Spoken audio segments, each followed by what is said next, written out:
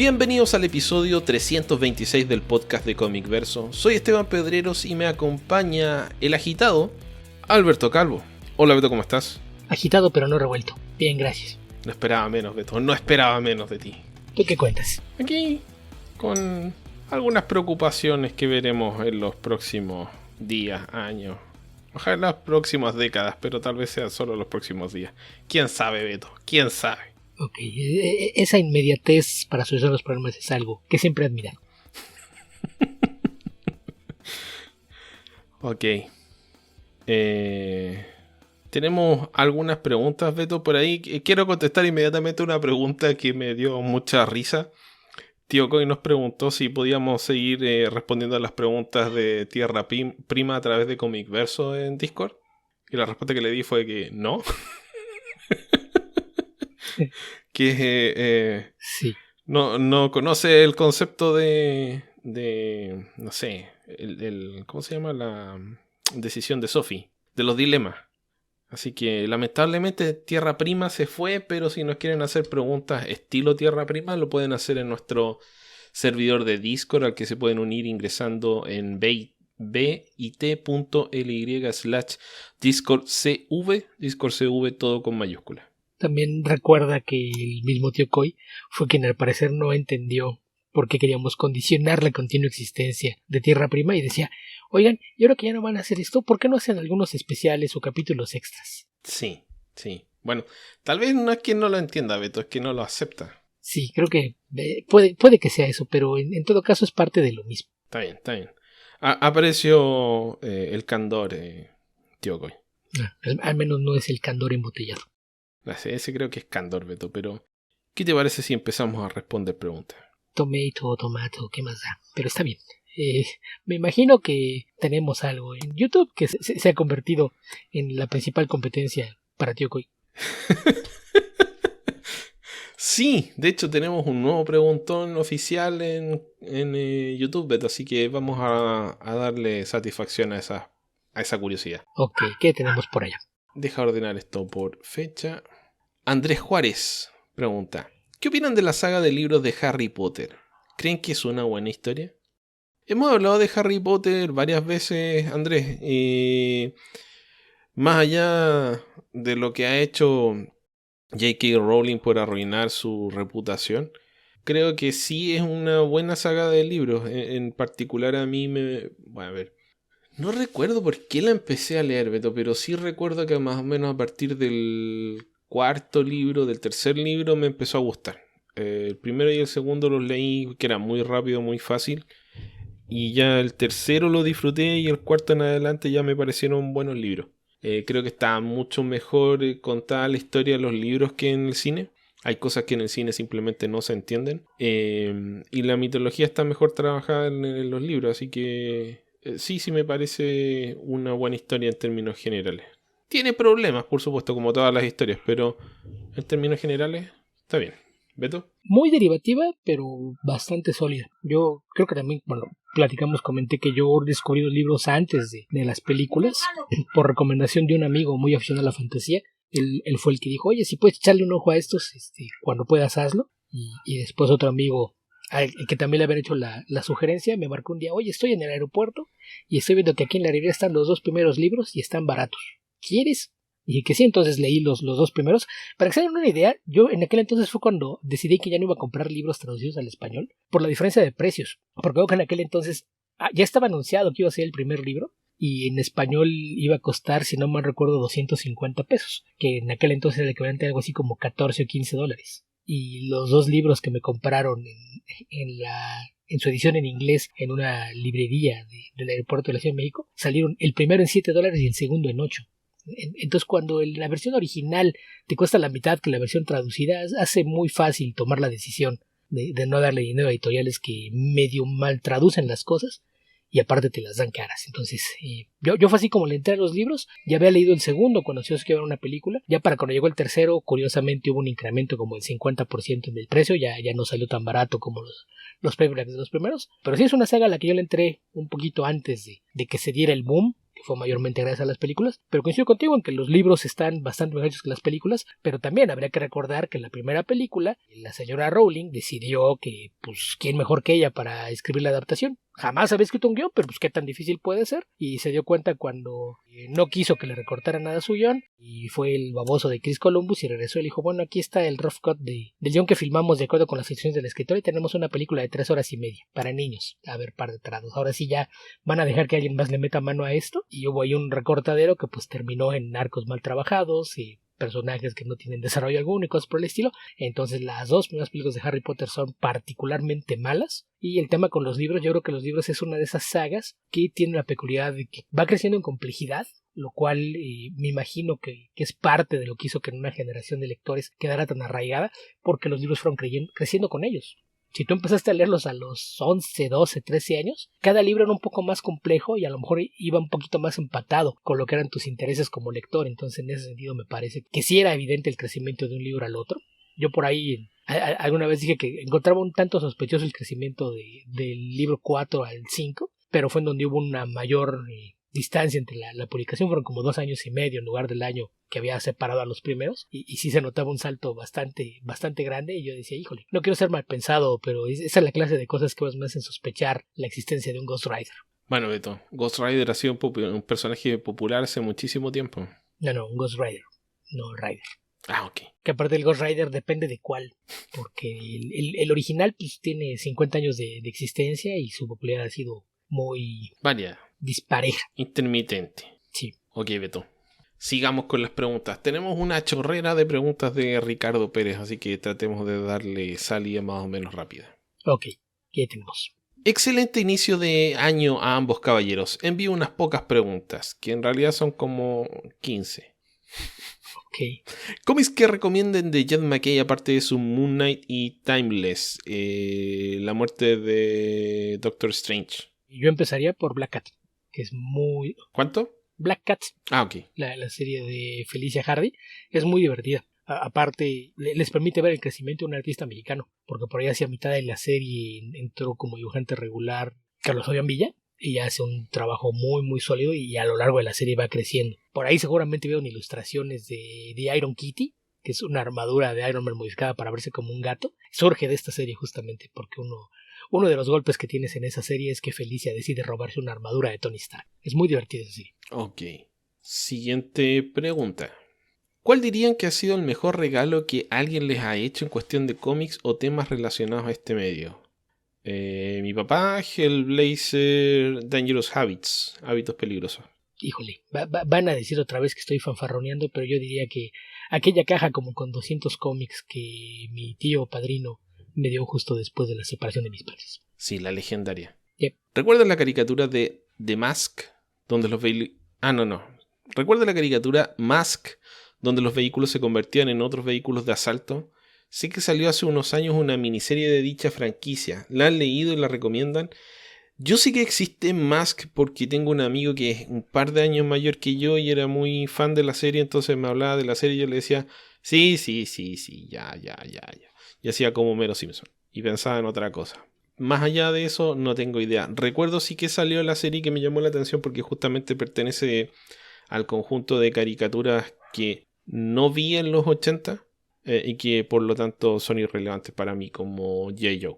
Sí, yo en realidad creo que cuando muchas series llegaron a México yo ya tenía intereses distintos, no le ponía mucha atención. Entonces serie, recuerdo que uno de mis primos era muy fan y tenía algunos juguetes por ahí, una vagoneta que se abría y se convertía en un centro de combate con lanzamisiles, y una motocicleta a la que le salían alas y podía volar, que se me hacían bastante absurdos por el diseño y porque eran poco funcionales, pero pues sí, yo recuerdo que, insisto, un primo y varios amigos eran muy fans, pero nunca le entré. Y aunque llevan los cómics de hecho también son bastante viejos, según yo, de Mask, de ver cómics desde los años 80, justamente cuando aparecía la serie animada. Sí, pero creo que IDW sacó una serie relativamente reciente, Beto. Ajá, porque acuérdate que compró un montón de licencias de Mattel y otras marcas de juguetes, entonces fue cuando empezó a sacar los cómics de los Transformers, de G.I. Joe, de los Amos del Universo, etcétera. Creo que cuando empezó a sacar los cómics nuevos de ROM, sacó también uno de Mask. Sí, o sea, eran tal cual, son todas caricaturas que surgieron para vender juguetes, y la gran mayoría de esas trataron de arreglarse en cómics en IDW. Entonces recuerdo que vi los anuncios, vi algunas portadas, pero como nunca fui fan de la caricatura, nunca me llamó la atención checar qué tal eran los cómics. 2019 por IDW justamente. Sí. ¿Han leído el cómic Solo los sobrevivientes del caos? Me gustó bastante, no esperaba mucho y el estilo de Disney se encuentra con Mad Max, se traduce generalmente a Ricardo, quedó genial desde mi punto de vista. ¿Qué crítica les merece la obra? No la he leído, Beto. ¿Tú? Tampoco, de hecho no sé qué sea. Sí, yo tampoco no había escuchado hablar de esto. No sé si lo estás traduciendo o si será un cómic. A ver, aquí está. Oscar Martín, ediciones de Ponent. Parece que es un cómic español. No lo conozco, Ricardo. Después pregunta, ¿otros cómics del estilo de Solo que recomienden? No podría hacerte una recomendación, aunque parece que es de espada de brujería estilo Conan, pero con animales. No sé, no alcanzó a ver bien las imágenes. Ok. Sí, parece que es estilo Conan. Y efectivamente es un cómic español. Y efectivamente es antropomorfo. Es una especie de ratón gigante, Beto. Ok. ¿Se sumó a Cerebus entonces? Si es en ese estilo semi-antropomórfico, podría ser, aunque creo que va a diferir mucho de esto, Mouse Guard y Maíz Templar podría ser. Ya. Sí, bueno, Maíz Templar tiene algunas versiones por ahí, pero sí entiendo a qué te refieres. Porque en ese caso, probablemente también Mouseguard entraría dentro del esquema, pero pues, tampoco es tan raro, ¿no? Que creo que eran los años antropomórficos se pusieron muy de moda en los años 80. Estaba por ahí también Space Beavers, que era muy divertido, muy bobo, pero muy divertido. Y todas las imitaciones que son de las tortugas ninja, ¿no? Pero me refería a que Cerebus originalmente nació como una parodia de Conan. Sí. Sí, mencioné Mouse Guard, Beto, de... Uy, ¿cómo se llama el autor de Mouse Guard? Y se apellida Peterson, David Peterson. David Peterson, sí. Ah, es que te entendí Maíz Templar. Es que dije las dos. Dije Mouse Guard y Maíz Templar. Ah, ok. Ya. ¿Qué más? ¿Pueden comentar sobre el personaje de Grimjack y cómics que recomienden? Bueno, si es de Grimjack, los cómics de Grimjack. Beto, ¿tú lo leíste esto? Sí, ahí sí no hay de otra. Si quieres saber sobre Grimjack, todos los cómics de Grimjack son obra de sus autores, que son John Ostrander y Tim Truman. Y es relativamente fácil encontrarlos porque hay unas reimpresiones de IDW que han salido hace unos 10 años más o menos. Yo entiendo que hizo un par de apariciones invitadas por ahí en algunos de los otros personajes independientes de la época. Creo que apareció en... ¿cómo se llama? La de Mike Baron, Beto. Y Steve Ruth. ¿Cuál? ¿En Nexus? En Nexus, creo que salió en Nexus, ¿no? Creo que sí.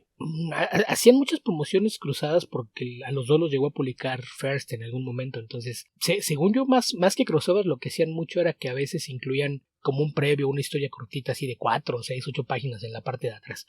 Entonces no sé si algún crossover como tal, no recuerdo haberme topado con alguno. De repente había alusiones y gráficas que lo decían, y en el fondo estaba pero eran más como guiños entre los autores que otra cosa. Ok. Hay un cómic que se llama Crossroads de Mike Baron y Luke McDonnell, publicado por First Comics, protagonizado por Grimjack, Dreadstar y Nexus. Ese sí tenía cameos de medio mundo. ¿Cómo? Nunca lo leí, pero ese sí tenía cameos de medio mundo. Sí. Pero fue creado especialmente con esa intención. Sí.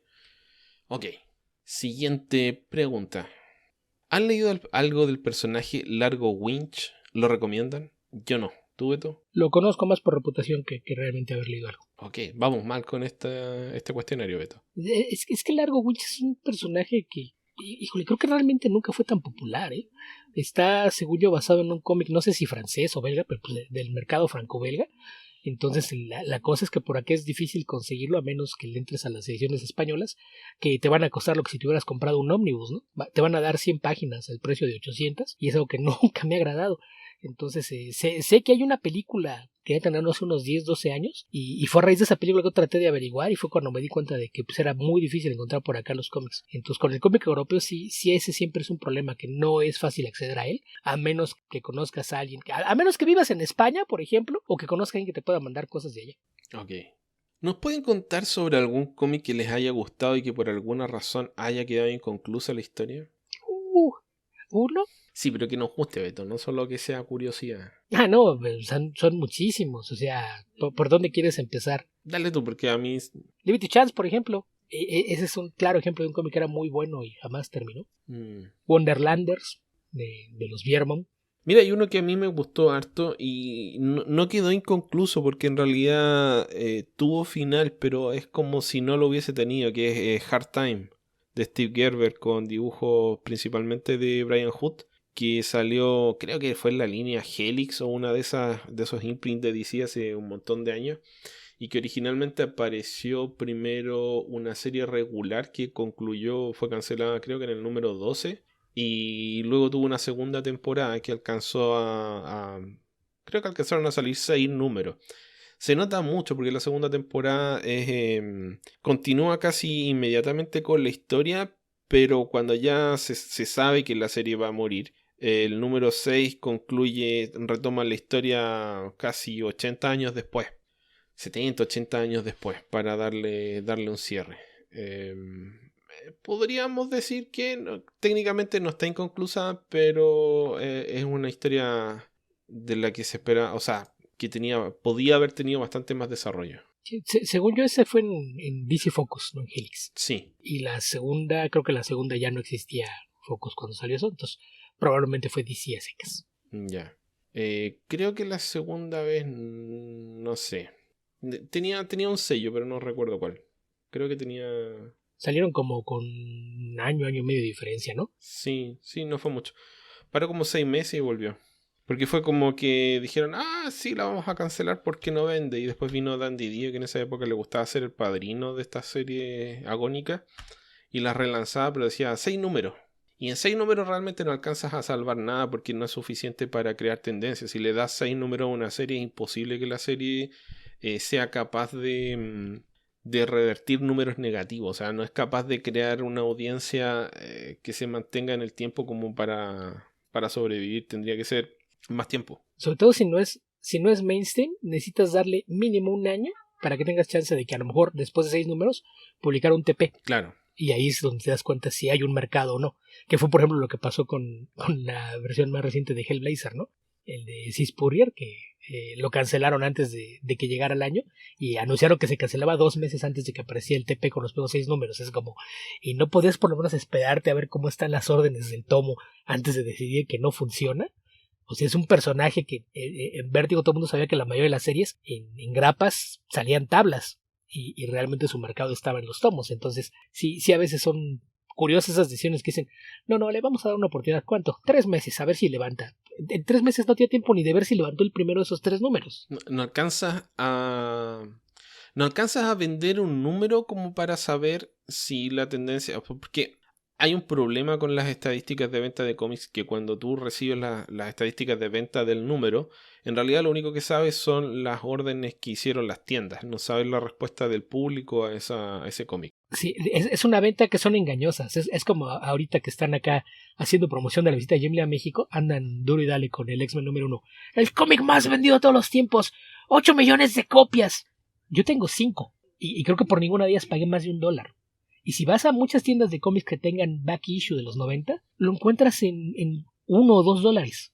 ¿Por qué? Porque hay 8 millones de copias allá afuera y no hay 8 millones de personas que lo quieran. Entonces no es que es el cómic más vendido, es que para que tuvieras acceso a la versión con la portada desplegable, tenías que comprar más copias de las versiones regulares. Entonces todas las tiendas tienen montones de copias que nunca le vendieron a nadie y que igual en las convenciones en Estados Unidos era muy fácil que los encontraras en las cajas de remate en los cómics de 25 centavos de dólar. Por esa misma razón, entonces es engañoso porque el tema con el mercado directo es cuando te reportan una venta, es lo que le vendieron a las tiendas de cómics, no lo que compraron los lectores. Sí. Ok, Beto, aquí encontré las portadas. Originalmente salió como DC Focus, tal como dijiste. ¿Oh? Y el salto en el tiempo lo hicieron aprovechando el 5 Years Later que hicieron con los New 52. O sea, no. Con 52, perdón. Ah, sí. Y bueno, esta es una historia antigua. ¿2005? ¿2006? A ver, si tenemos lectores jóvenes que no tienen idea de qué estamos hablando, cuando DC hizo Crisis Infinita por allá por el año 2004-2005, decidió usarla como una especie de relanzamiento suave de la editorial. Y llegaron y decidieron hacer un salto temporal que fue un año después.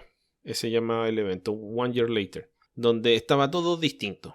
Como que te vas un año de vacaciones y vuelves y, no sé, encuentras todo distinto. La gente ya no está en su lugar de trabajo, tu familia se cambió de casa, el villano es ahora el alcalde de la ciudad, etcétera. Que la idea era generar estos cambios repentinos y después explicarlos hacia atrás, con la idea de atraer lectores con esos cambios inexplicables de los cómics.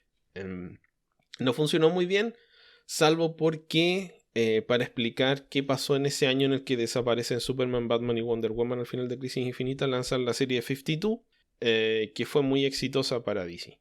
Pero aparte de eso... Y fue lo que se convirtió en la cábala de, sí, ahora hay que publicar siempre 52 cómics. Y hay que decir 52 en alguna parte. Sí, algo así.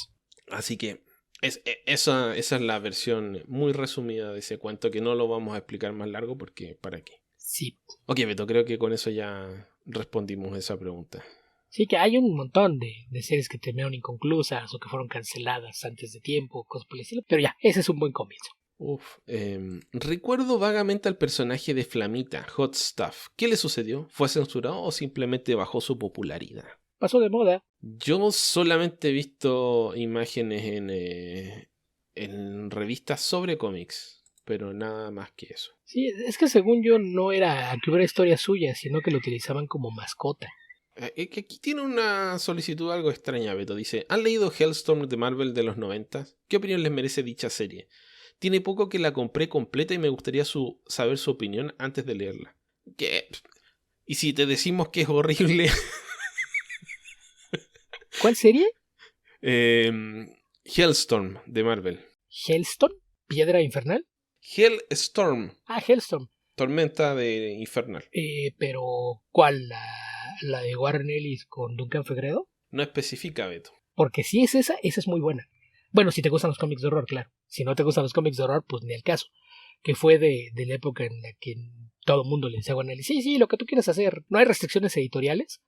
Y empezó a tratar de rescatar algunos personajes místicos de Marvel para hacer cómics oscuros.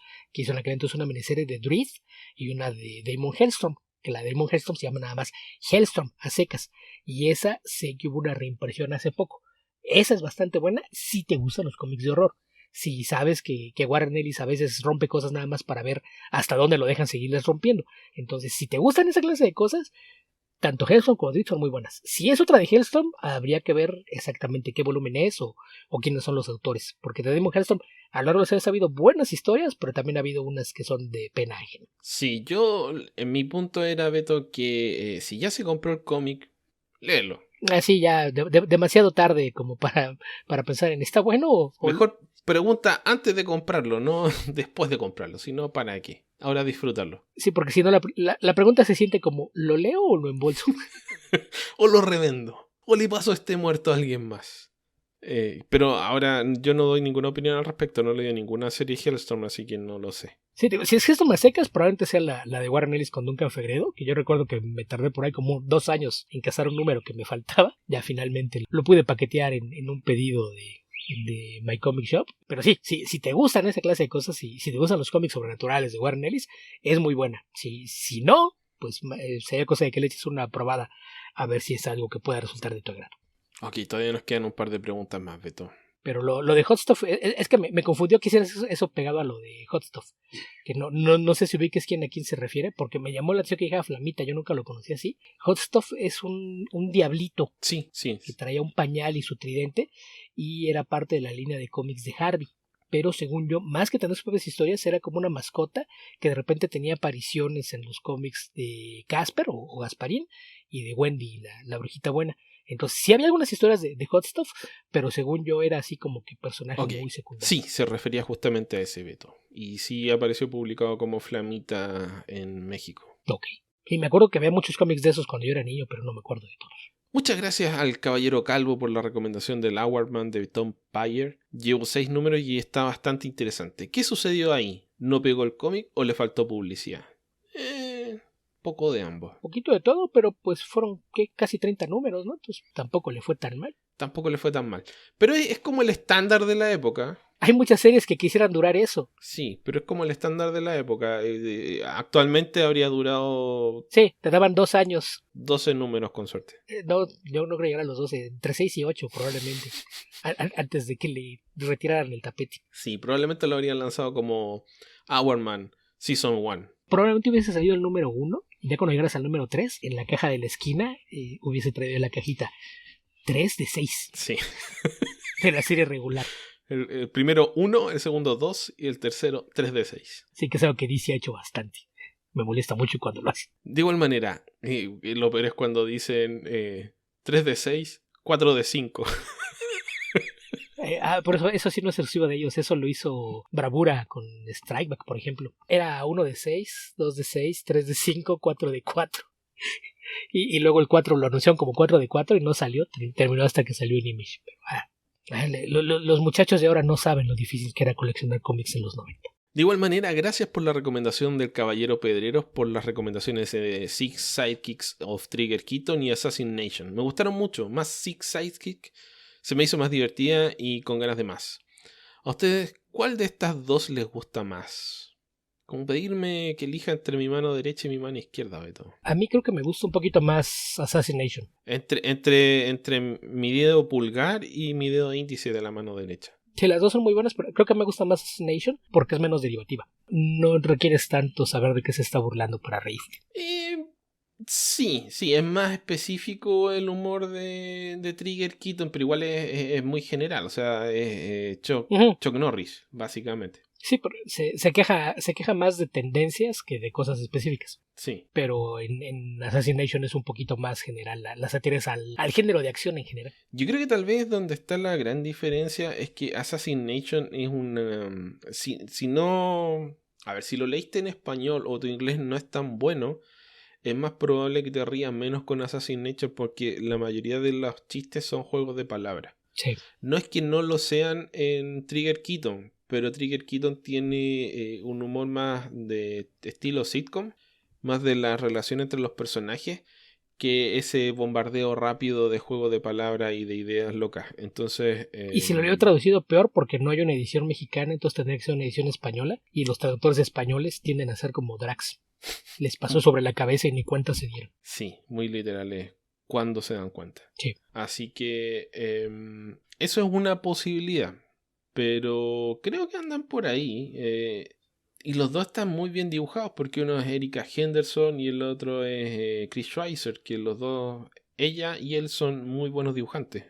Así que, no, con gran capacidad de hacer actuar a los personajes. Así que yo recomiendo, creo que las dos series son bastante parejas en la parte alta de la tabla. Sí. Muy comparables entre sí. Ok, Beto, con eso agotamos las preguntas de YouTube. Yo ahí el otro punto a favor es que me gusta más el dibujo de Erika Henderson. Sí, a mí también. Pero Chris Schweizer es muy competente también. Sí, muy, muy competente, pero sí creo que Erika Henderson es un poquito mejor. Entonces yo sí le doy la ventaja por poco a aquella serie. ¿Tenemos algo más de Ricardo o ya nos vamos a Discord? No. Ok. Nos vamos a Discord. Ok, no fue tanto como parecía. Que yo la vez pasada me quedé con la duda y encontré que hay una que no hemos respondido a Ricardo Pérez. Ok. Pero no estoy seguro a qué cómic se refiere. Dice, ¿han leído La Brigada de la Luz de Tomasi? Me gustó bastante, ojalá hiciera más trabajo independiente. The Light Brigade era una miniserie por ahí de los 90 que no... Creo que salió en Vértigo, no estoy seguro. Pero no la leí. Ya, me suena el nombre, pero no lo ubico. Entonces probablemente no la leí. Ok. Creo que sí era de DC esto. Vamos con las preguntas de Discord, Beto. Ok, entonces acá partimos con Tío Koi, que dice, hay efectos de sonido que remiten a personajes o momentos. Aparte de Tweep, Sneaked y Bamf, ¿qué otros les vienen a la mente? Yo pensé que se iba a reír, pero nadie reaccionó. Yo nada más puse un snap. Sí, me tuvo una referencia muy específica, pero muy memorable. Sí, dijo a momentos, entonces no un personaje. Que yo creo que no hay ninguna onomatopeya que sea tan icónica o individual que puedas remitirla a un personaje o una acción, como las tres que él menciona, ¿no? Son creo que de esas que sí cualquier lector de cómics ubica inmediato que es un Tweep, Snake o Bamf. Y no creo que haya otra que se pueda comparar a una de esas tres. Habría que aclarar que tanto esas tres como el Snap son todos de Marvel, ¿eh? Sí. Pese a que DC ha tenido algunos rotulistas legendarios, creo que no hay nadie que haya hecho algo que se volviera tan icónico. Es que, por ejemplo, Flash tiene los tum, kraka, tum, cum, pum, pero no hay uno específico que se use siempre que aparece Flash. Con Superman está, yo creo que el más popular es Whoosh, cuando pasa volando. Probablemente. Shush. Pero no es específico de Superman. Y hay algunos artistas que, por ejemplo, con ellos no se hacen sus cómics, tienen algunas recurrentes, ¿no? Por ejemplo, para un golpeteo, Walter Simon usa mucho el tum, tum, que es con TH, ¿no? TH y múltiples O según qué tan profundo lo quieres hacer. Ese más específicamente es memorable de la historia de Surtur, entonces es uno... Por ejemplo. Pero no lo sé en muchas partes. Tú decías, bueno, el snap está muy asociado a una historia, el tum también está muy asociado a otra historia distinta. Pero, por ejemplo, también aparecen los Star Slammers.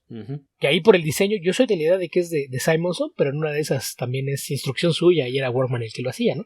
Porque aparte era con una fuente muy específica, muy cuadrada. Bueno, estilo Simonson, Beto. Por eso digo que me suena más a que es parte del diseño de página de Simonson. Sí. Ahora, para que nadie se pierda en la conversación, que estamos asumiendo que todo el mundo sabe de qué estamos hablando, TWIP, THWIP, es la onomatopeya de cuando Spider-Man lanza las redes. El Snicked es la onomatopeya de Wolverine sacando las garras. Y la otra, el Snap que dijo Beto, es la historia de la muerte de Gwen Stacy. ¿Y cuál era la otra que me faltaba? Te saltaste el BAMF. El BAMF es cuando se teletransporta a Nightcrawler. Y que además es el nombre que tiene el muñeco de peluche que le había regalado a su novia. Una imagen de sí mismo. Sí. Y que después lo usaron cuando aparecieron unos duendes después de Inferno. Unos duendes que se veían como versiones caricaturizadas de Nightcrawler. Les decían BAMFs. Así es de que ese trascendió la onomatopeya. Y hay otros que son muy comunes. Yo recuerdo mucho uno que era Pop. Pop, pop. Que sería... No. Espero que se grabe ese sonido. Que era un personaje Chunk que ha aparecido muy poco en los cómics más modernos de Flash. Era...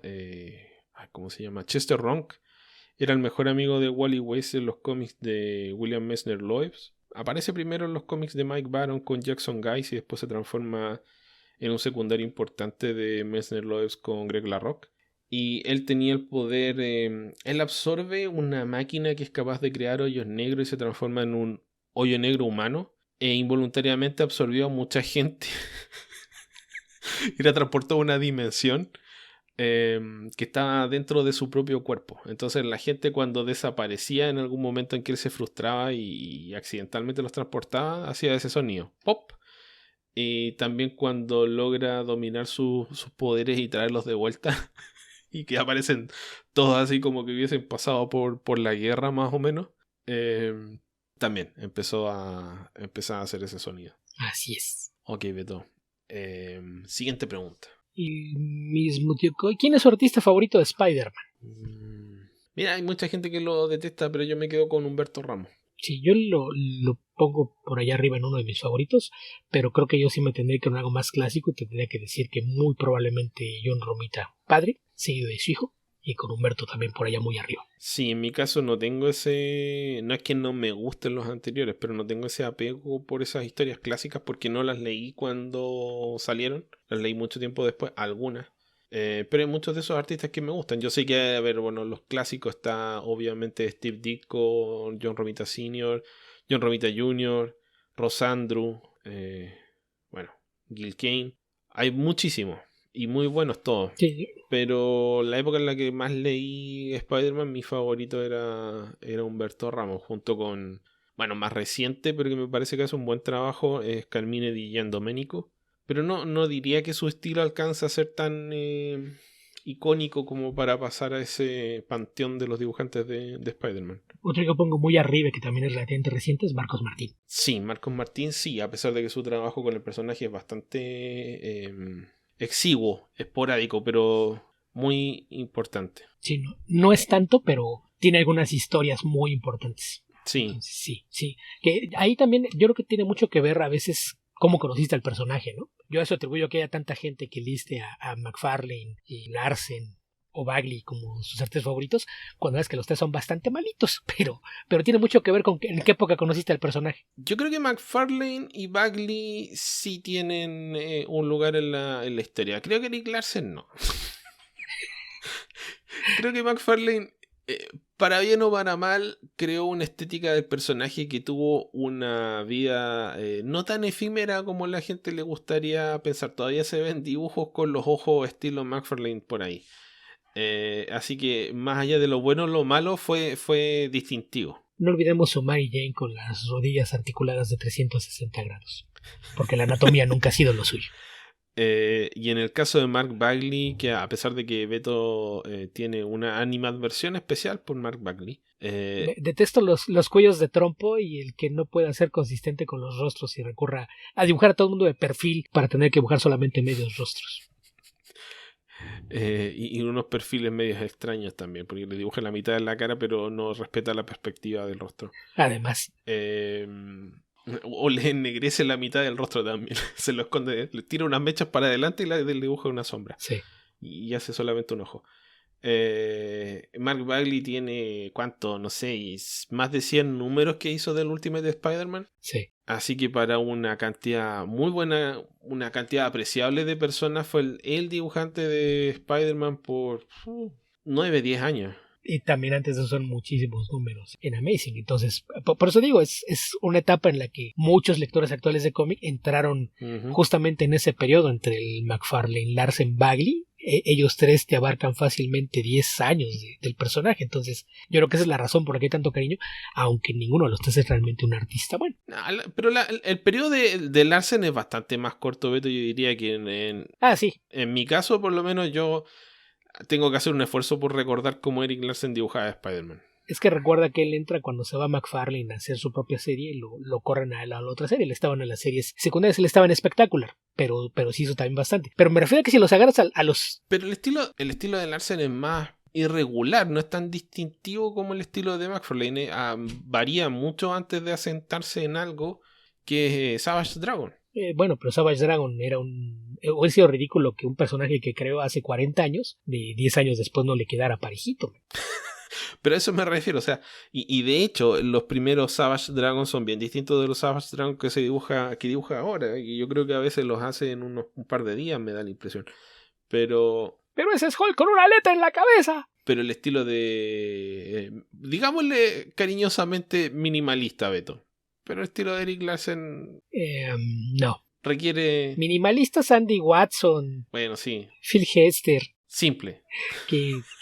Larsen. Lazy, diría yo. Sí. Bueno, hay gente que le gusta mucho. No es mi caso. Sí. No, y aquí, volviendo a que ya hace un rato mencioné aquella caja de 200 cómics, ahí venía todo el ron de Romita Padre y buena parte del de Jill Kane, entonces de ahí deriva mucho de mi gusto por ese estilo clásico. Ok, siguiente pregunta, Beto. Tenemos de Martín Iván. ¿Cuáles son sus propósitos de lectura de cómic este año? Ninguno. Leer mucho, y es lo mismo de cada año, y no importa si es año nuevo o año viejo. ¿Propósitos? ¿Quién hace esa clase de cosas? Sí, no, yo hace mucho que no hago propósito, pero me podría hacer una hora. Voy a tratar de leer...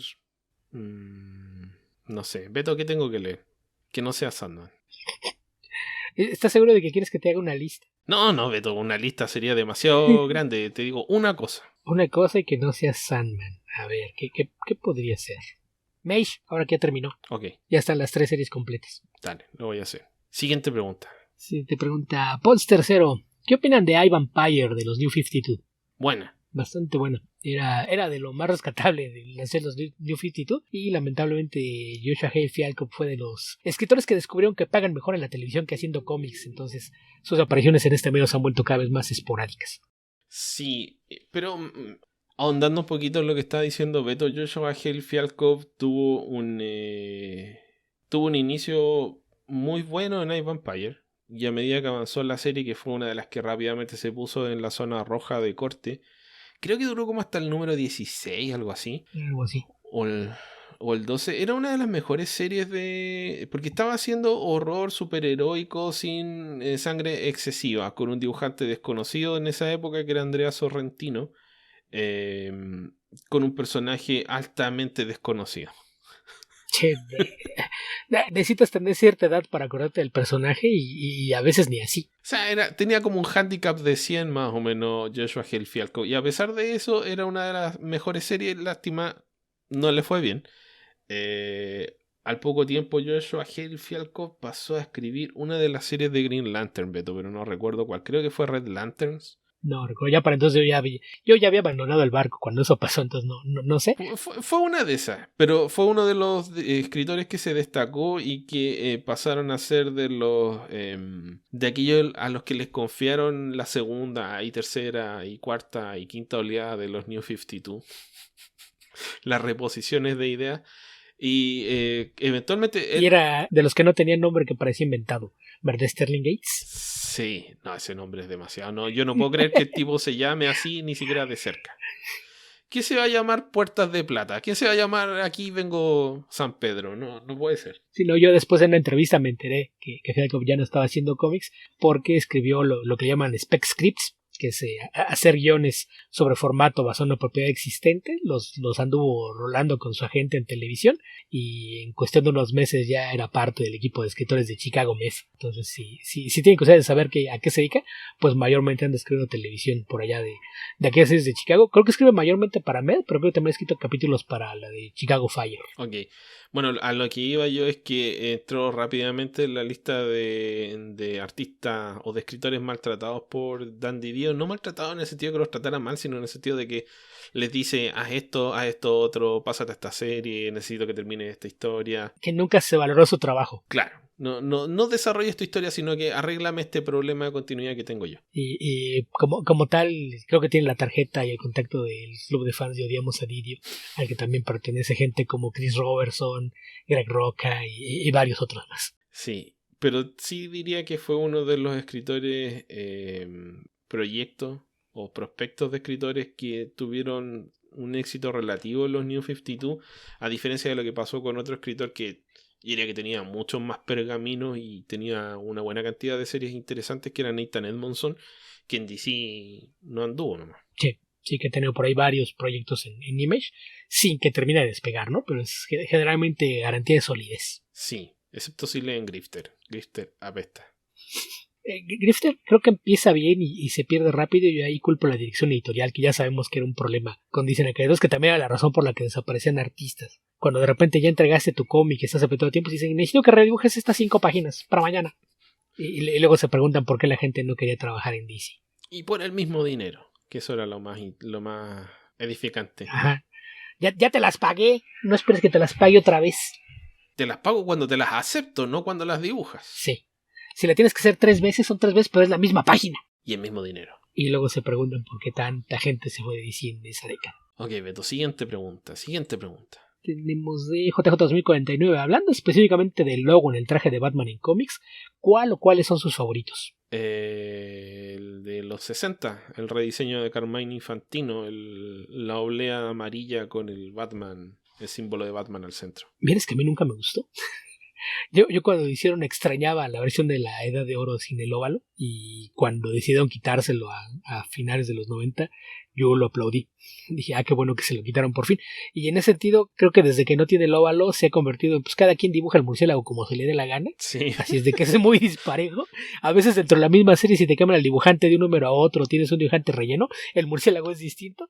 Pero pues ya ahí es cuestión de gustos, pero en general yo prefiero que no traiga el óvalo. Es básicamente o sea, se divide como entre los que homenajean a David Mazzucchelli y los que homenajean a Frank Miller. Poquito. Y unas cuantas variantes más. De repente hay algunos fans de Kelly Jones también. Sí. Pero a mí me gusta el óvalo porque es la versión con la que crecí de Batman y la que conocía hasta que cambió cuando empecé a leer Batman.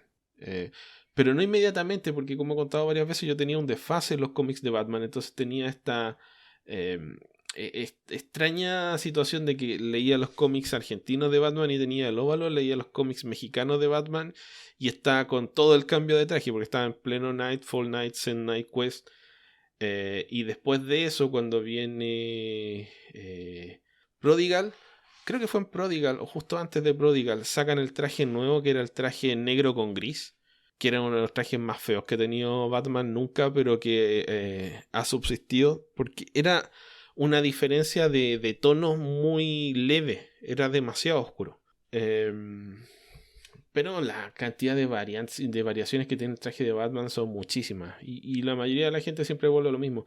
A mí, por ejemplo, una cosa que me llamaba la atención, hubo un Elseworld, hacia el año 90, creo que lo escribió Chuck Dixon, que se llamaba The Blue, The Grey and the Bat, dibujado por José Luis García López, creo. No, lo dibuja Eduardo Barreto. Y si no mal recuerdo, de John Francis Moore. Ok, bueno, todas las indicaciones malas excepto el nombre. Pero yo nunca acepté que el traje de Batman era azul con gris. Para mí siempre el azul fue una representación del negro en la página del cómic. Nunca leía, mis ojos veían azul, pero mi cerebro interpretaba negro. Que en realidad ese es el origen del uso del azul, la idea de darte la idea del negro. No es que la gente tenga el pelo azul ni la capa de Batman se supone que sea azul. Depende, porque cuando es predominantemente azul es que es azul y lo negro son sombras. Cuando tienes mayormente negro y se ve azul, el azul es el brillo en lo negro. Pero a veces cambia, ¿no? Hay este caso de Spider-Man. A mucha gente se le olvida que originalmente Ditko dibujaba el traje negro y cuando le pidieron que usara menos tinta negra para economizar, pues se convirtió en azul. Toda la gente dijo, pues es azul. Y se queda azul.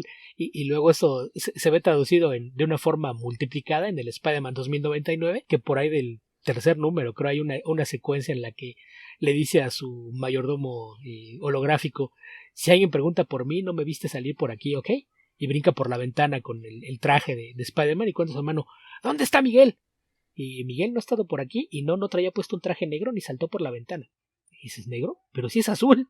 Y resulta que pues, se supone que el diseño era negro, pero como Leonardo estaba usando un estilo minimalista en cuestión de sombras, pues no llenaba nada de negros y el traje se veía azul y la gente se quedó con la idea de que el traje era azul, pero pues se supone que es negro. Pero en el caso de Batman se supone que sí es azul. De hecho, ahora que están con el escándalo Beto, ¿qué? Tengo cierto nivel de alegría porque nos equivocamos los dos. ¿Ah, sí? The Blue, The Grey and the Bat. Bueno, el dibujante sí es Barreto. No, es Alan Weiss con el tintado de José Luis García López, así que tan loco no estaba. Y el guion es de Elliot S. Maggin. Ok. No, pero no lo puedes decir así, se me tiene que hacer una pausa. Recuerda que la S no es una inicial, lleva una exclamación. Es Elliot S. Maggin. Ok. Y es un nombre oficial, ¿eh? Después me enteré de que se lo cambió oficialmente. La S lleva exclamaciones. Elliot S. Maggin. Nunca había escuchado que lo dijeran así. Es que sí se escribía y en algún momento hizo el cambio legal del nombre. No sé por qué, pero me dio mucha risa cuando lo averiguo. Ok, aquí está escrito con puntos solamente, Beto. Pero esa era la portada. Claro, yo me acordaba de la portada que era estilo García López. Es como lo que pasó en Venom, que Venom también era con entintado de García López, que mejora muchísimo a Trevor Boneden. Trevor Boniden, me parece que Boniden tiene un estilo bien extraño. Sí. Era como aterrizarlo. Así que eso. Ok, Beto, ¿qué más? ¿O qué estábamos respondiendo antes de que te cortara? Sobre el emblema de Batman. Ah, sí. Que por cierto, por ahí me encontré un video de las audiciones del otro actor que estuvo a punto de ser Bruce Wayne. Y en las audiciones el traje que usaban tanto él como Adam West, que eran los dos finalistas, no traía el óvalo. Ajá. Entonces es curioso porque los dos trajes son distintos. O sea, estaban usando una versión previa del traje en la audición. En algunos aspectos creo que me gustaba más el Bruce Wayne de este actor. No recuerdo quién era, pero un actor famoso por comedias románticas. Pero sí me gusta más Burgwad como Robin que el otro. Voy a ver si encuentro el video y luego lo comparto. Ok. Pero en fin, pasando a lo que sigue, nos quedamos con los iconos de Batman.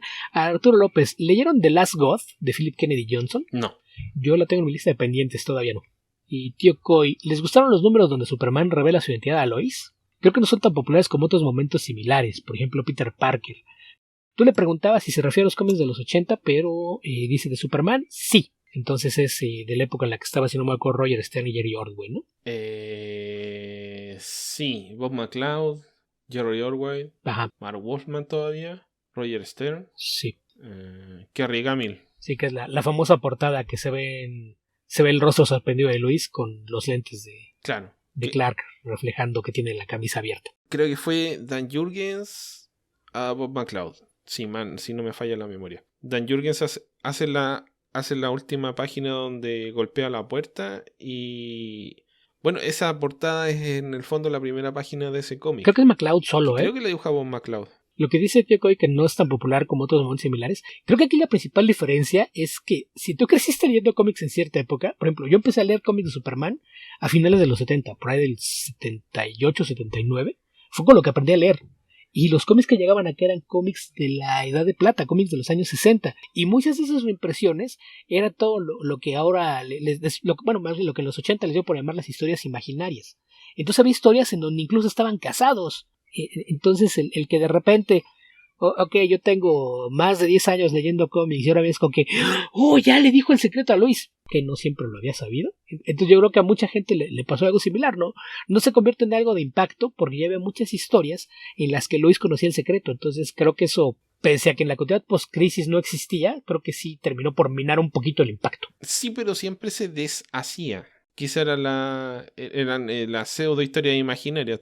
Es como Superman 2. Termina. Recuerda que en Superman Family esas historias incluso llevaban como cabecera el título de Mr. and Mrs. Superman. Eran el señor y la señora Superman. Y esas no las decían. Lo que pasa es que no había continuidad.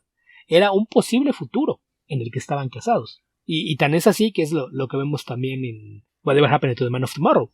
Ok.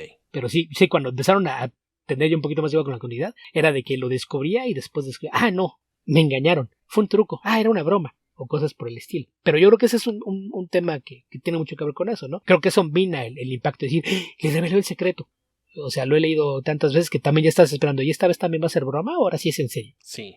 Mira, yo creo que la historia fue buena y sí atrajo atención, pero obviamente que inició esta bola de nieve. Bueno, no es la que inició la bola de nieve. A ver, en realidad yo creo que la bola de nieve la inició John Byrne con la historia del universo de Bolsillo, que fue el Superman no mata, aquí Superman mata. Y anualmente se juntaban los equipos, o sea, el equipo creativo de Superman, o más una vez que ya deja que se va John Byrne, que tratan de suplir la estrella con el trabajo en equipo, algo así.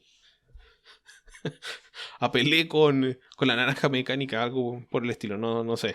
Creo que Pelé le queda grande a John Byrne. En fin. En aquel entonces tal vez no.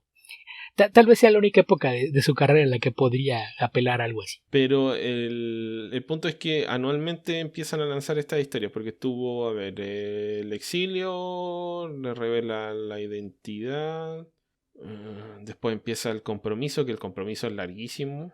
La crisis de la kriptonita carmesí. Recuerda que es por esa misma razón que eventualmente lo mataron. ¿Cómo que todos no podemos hacer? Entonces mátenlo. La muerte, el regreso, después fue la muerte de Clark Kent, etc.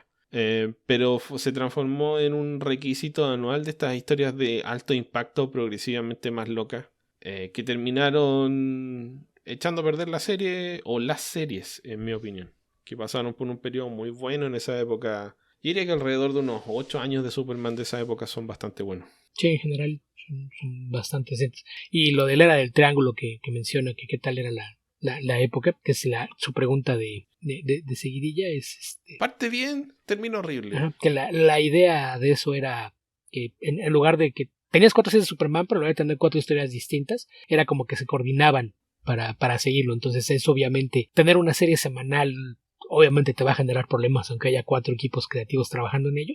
Entonces se nota que tuvieron el periodo de planeación con el que parte y poco a poco se fue descomponiendo. Sí, el mismo hecho de tener que crear tantas historias, porque una cosa es pensar cómo rellenar 12 números de una serie y otra cosa es que aunque trabajes con 4 o 3 escritores más y tu editor, tienes que pensar historias para 48 cómics. Entonces es muchísima historia anualmente. Sí, y por mucho que las repartas, eventualmente se nota que las estás haciendo, en algunos casos extendiendo cosas para rellenar, en otros casos tratando de empatar con lo que está en otras partes, entonces sí se convirtió en un tema problemático conforme fue avanzando. Fue desgastando a los que trabajaban en la serie. Sí. Básicamente. Así que yo diría que fue bueno por unos cuantos años, más o menos. ¿Cuándo habrá empezado Beto? Parte con la nueva serie de The Man of Steel, que creo que se lanzó el 91, 90 o 91 por ahí. Y cuando termina, no estoy seguro, diría que por allá por el 98 tal vez. Luego después. Pero yo diría que es buena como hasta el 94, 95. Algo así. Sí, después de Reino de los Supermanes creo que aguanta algo así como un año y medio más antes de que sí empezaran a perder el hilo de lo que estaban haciendo. Sí, yo creo que la muerte de Clark Kent en adelante es como un claro Sí, parteagua. ahí ya La caída de Metrópolis ya ahí malo. bastante. Kenny Braverman. Eso, Beto. ¿Qué más? ¿Qué más? ¿Qué más? Pasamos a el mismo tío Coy. Dice, Captain Marvel, Mónica Rambeau es de mis padres secundarios favoritos. Creo que no ha sido tan explotado fuera de un puñado de historias. ¿Qué persona de su opinión y gusto está en la misma situación? Muchísimos. Un montón, la mayoría. Sí, en Marvel creo que de repente sí tienen echar mano de ellos para historias específicas, pero hay un montón de personajes que pueden ser buenos o cuando los han llegado a utilizar funcionan bien y por alguna razón no terminan de ganar popularidad y no se les usa de forma adecuada. Pero hay muchas creaciones de Marvel, sobre todo los 80, que creo que si algún escritor se pusiera a buscarle por ahí encontraría bastantes joyas rescatables. Si no, pregúntenle a Abnett y Lanning lo que hicieron con los héroes cósmicos. Guardianes de la Galaxia, ¿alguien? Estaban en esa situación hace 20 años, cuando Abnett y Lanning dijeron, vamos a jugar con estos que nadie pela. Sí, específicamente, yo creo que no es que técnicamente sean secundarios, pero yo creo que hay personajes ahí que merecen mejor trato en DC, por ejemplo, Plastic Man y Captain Marvel. Por ejemplo, que Plastic Man ha tenido sus momentos. Sí. Pero Captain Marvel sí, como que existe la percepción de que es un Superman de segunda y nada más no terminan de entender qué hacer con él. Y hay personajes que han tenido su serie, o sea, han tenido muchas series. Por ejemplo, Spectre ha tenido muchas series separadas más o menos una década cada una. Hace tiempo que no tiene una, pero... Y la última es bien olvidable, pero la que todo el mundo debiera recordar es la de Ostrander. La de Fleischer también, pero... O sea, Fleischer. ¿Cómo era Beto, Fleischer o Fleischer? Fleischer tiene una intermedia. Sí, es la de Ostrander, que es de fines de los 80, mediados de los 90. Y el personaje, creo que a menos que tengas una idea muy clara de qué hacer con Spectre, es un personaje muy difícil de abordar. Porque es básicamente omnipotente. Entonces, si no tienes... Como hizo Ostrander. Ostrander tenía... Es un cómic muy filosófico, introspectivo. Si no tienes una idea de qué historias quieres contar, qué temas quieres abarcar y de qué forma, ese cómic es cualquier cosa. Y no lo es porque Ostrander tenía una idea muy clara de qué cosas quería hablar. Pero bueno, creo que me estoy yendo por las ramas. Un poco. Pasando lo que sigue, el minuto de hoy. ¿Alan Moore escribió algo para Marvel? Sí. Ok. ¿No era eso la pregunta? ¿Nunca pregunta qué? Siguiente. Ok, sí. Sería demasiado cruel. No, pues de entrada en Marvel UK escribió cosas para Star Wars, cuando la licencia tenía Marvel, él publicaba en Marvel UK allá, escribió cosas de Doctor Who, escribió Night Raven, si no me equivoco, también lo publicaba Marvel UK, con personas gigantes de Marvel, pues se escribió por algún tiempo las historias originales del Captain Britain, por ejemplo, y no me acuerdo si algo más, creo que eso sería todo. Captain Britain y cosas de las licencias aparte de Night Raven. Ok. Al menos no, de momento no se me ocurre alguna otra cosa, pero pues sería eso. Lo que sigue dice, para mí de lo mejor en DC en 2022 fue Catwoman, Lonely City y Batman Killing Time. Dos preguntas, ¿las leyeron? No. ¿Y cuáles son sus obras de DC favoritas del 2022? Yo la primera, uno sí y uno no, y de las obras favoritas de DC del 2022 no leí lo suficiente de DC como para decir que esto me gustó más que el otro. Yo estoy en una condición similar. Te diré que no es el Flash de Joshua Williamson porque además no se es de publicó 2022. en 2022. Pero Nightwing sigue estando bastante bueno, así que ese podría ser uno. Okay. El Motiokoi, mi obra favorita del año, sin lugar a dudas, Dua Powerbomb. ¿Cuál fue la suya? ¿Sin tops? Nada. Todavía no leo Dua Powerbomb. Okay. O sea, leí un par de números, pero no he terminado la historia. Qué mal. ¿Y te dices fan de los cómics de Daniel Warren Johnson y de la lucha libre, Esteban? ¿Cuál es tu pretexto? ¿3 de 3 y nada? Ya la voy a leer. No tengo ningún pretexto, Beto, solo no lo he hecho todavía. Ok, no importa. Me gusta mucho la idea de poder avergonzarte con esa clase de cosas. Pero eso se puede hacer varias veces por episodio. Y deberías admirarme por mi autocontrol y no hacerlo cada episodio. Autocontrol, no sé qué tanto, pero vamos, Beto, ¿qué más? Ok, mi mesura, entonces. Ok. El mismo tío Coy. ¿Leyeron Batman The Dark Prince Charming? No. No lo comenté acá, la verdad es que no me acuerdo. Es una novela gráfica en 2 partes de Enrico Marini, que es un artista italiano que a mí me encanta su trabajo. Quienes me siguen en Twitter seguramente ya se han dado cuenta de que tiendo a retitular muchas ilustraciones de Marini. Yo sí la leí, la verdad es que yo tenía la idea que lo había comentado, pero ahora que lo menciono así, creo que no. Creo que nunca lo hice. Pero a mí me gusta mucho, ya insisto, se publicó en 2 tomos, así tal cual como libro 1 y libro 2, lo publicó Dargaud, allá en Francia. Pero muy bueno y muy bonita. Ok. Yo no recuerdo que lo hayas comentado, Beto. Tal vez deberías hacerlo. Debe haber salido más o menos en la misma época en la que estaba saliendo la serie de Sean Gordon Murphy, la de White Knight. Más o menos en la misma época cuando estaba saliendo. Wow. Debe ser un contraste importante, Beto. Sí, o sea, el estilo de Marini es súper limpio, un trazo muy natural y trabaja muy, muy bonito el color. Si no lo siguen en redes, deben echarle un vistazo. Uno de mis artistas europeos favoritos. A continuación tenemos del Motio Koi, lo que mencionabas tú al principio, que preguntaba si podían hacer preguntas tierra prima para acá. No, aquí solamente hablamos de cómics. Después dice, ¿cómo lo pronuncian ustedes? ¿Superman o Superman? De las dos formas, como si haces un inventario de las veces que he dicho Superman y Superman, son casi ambivalentes. Yo prefiero hacerlo como Superman porque es la posición en inglés, pero a veces depende del contexto, de la forma en la que estés hablando. A veces el que estés hablando de un título o lo que sea te hace llevar a que lo pronuncies y como lo harías en español. Sí. Entonces sí llega a ser de las dos formas, pero yo conscientemente trato de hacerlo como la primera. Yo creo que cuando empecé a leer Superman decía Superman casi siempre, pero me encontré con otros fans que decían Superman. Entonces, si decían Superman, yo decía Superman. Si decían Superman, yo decía Superman. Y otras veces ellos decían Superman y yo decía Superman. Pero a veces tiene que ver con el contexto. Sí. Porque, por ejemplo, puedes decir, this is a job for Superman. Y si lo dices en español, suena raro si lo mencionas así. No puedes decir, este es un trabajo para Superman. Soy raro. Entonces ahí sí tienes que cambiar el acento. Este es un trabajo para Superman. Cuestión de contexto. Ok. El mismo Chokoi. ¿Terry Moore ha trabajado en alguna de las grandes? Sí. Énfasis en que aquí no dijo las 2. Entonces podemos decir que ha trabajado en las 3. Y hasta puede decir que en las 4 si quieres contar a Bongo como empresa multimedia. Porque sí, Terry Moore sí ha hecho cosas para Marvel, para DC, para Image y para Bongo. Son las ideas en las que ha trabajado, aparte de sus cómics de autor. En Marvel hizo una miniserie de Mary Jane Loves Spider-Man y algunos números de Runaways, con lo dibujaba Humberto Ramos. Hizo bastantes números de Runaways.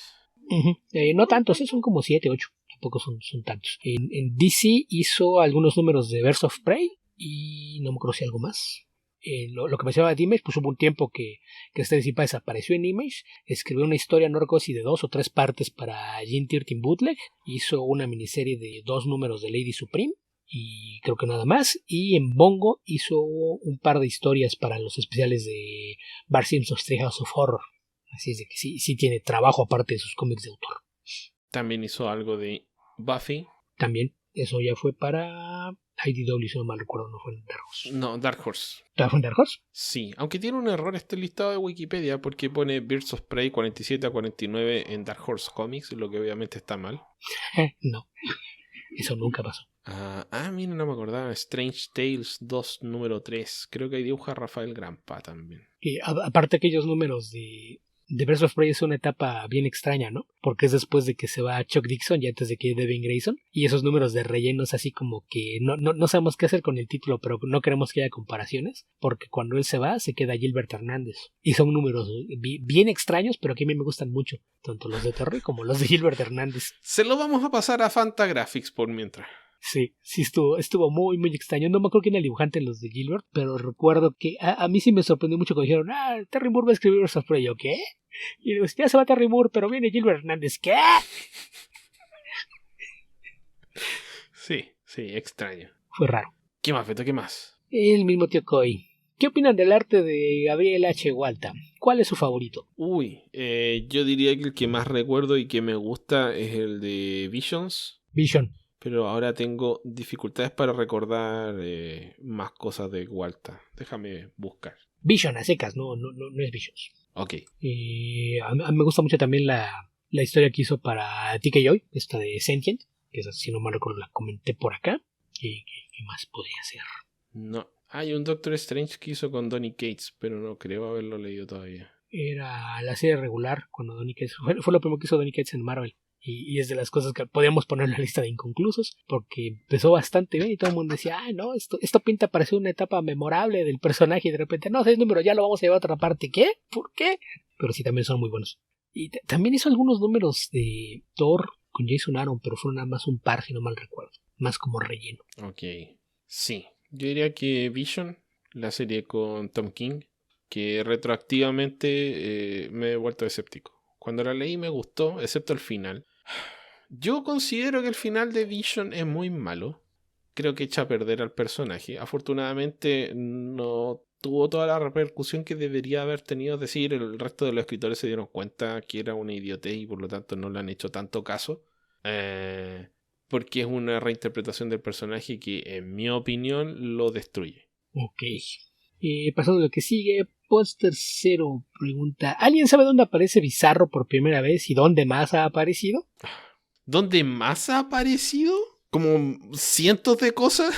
Pues en un montón de historias de Superman.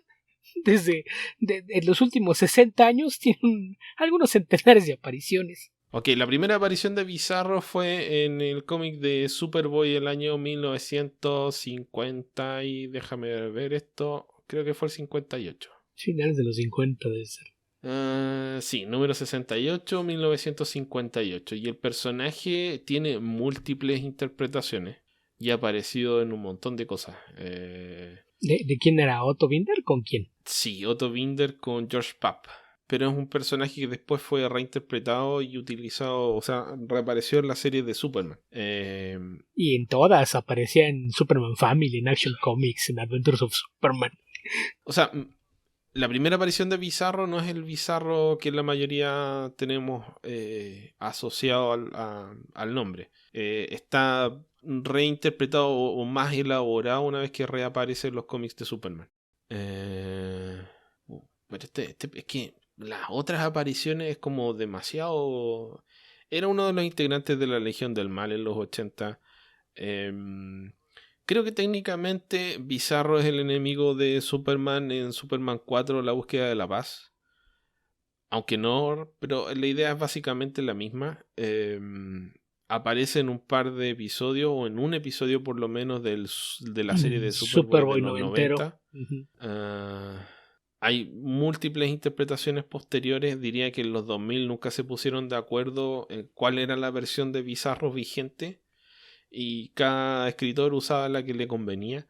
No puedes comparar al Bizarro del Grant Morrison en All Star Superman con el Bizarro de Jeff Loeb en Superman Batman. Y mucho menos con el clon de John Byrne o con el Bizarro de la Edad de Plata. Que de la Edad de Plata, yo una historia que se me quedó mucho grabada, no sé qué tanto, eso fue de lo que leí en español, las cosas de Novaro, era en el que llega a Metrópolis y por poco y le expone al mundo la identidad de Clark Kent y luego causan un chorral de problemas porque se enamora de Lois Lane y la historia termina con Lois Lane utilizando el rayo duplicador para hacer una versión Bizarro de ella y ya, esa se va con Bizarro. Ok. Que creo que esa es la versión que toma Morrison, porque esa Lois es la que aparece en All Star Superman. Sí, que recuerda que Morrison era muy de la idea de revivir conceptos en desuso desde los 60, entonces es de ahí justamente donde toma esa idea, esa Lois Bizarro. Que aparte esa se queda sola porque creo que Bizarro se suicida con un rayo kriptonita, no me acuerdo qué pasó. Había una historia ahí medio trágica, medio oscura y Morrison es lo que toma como pretexto para rescatar de ahí a esa Lois. Ok.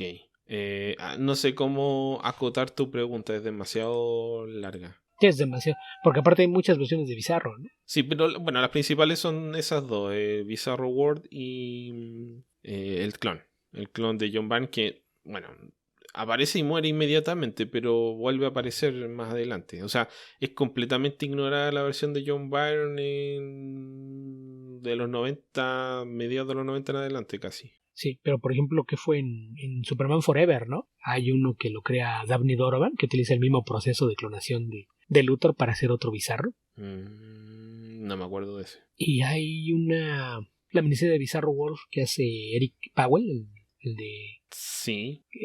Esa también es autocontenida, es una versión distinta, pero creo que también es bastante buena. Beto, esa fue la que apareció en Action Comics, eran 3 números, ¿no? Ajá, creo que sí fue en Action, no estoy seguro, pero creo que sí. Porque ese bizarro de Eric Powell es muy bonito, Sí. pero no es el bizarro de Eric Powell. Sí, es un cómic de Eric Powell. O sea, se siente muy oscuro, con referencias a horror como de película de los 60. Creo que incluso retoma mucho de las ideas originales, ¿no? Porque la idea de Binder era como, ¿y si hubiera una versión Frankenstein de Superboy? Y como que ese es el punto del que parte Eric Powell en su versión de, ok, si yo hiciera una versión de Superboy o de Superman pasado por el filtro de Frankenstein, sería algo así. Entonces, completamente autocontenida, nada que ver con nada más, pero es bastante bonita y muy entretenida. Sí, y son 3 numeritos nada más, así que no es mucha la inversión. Corto.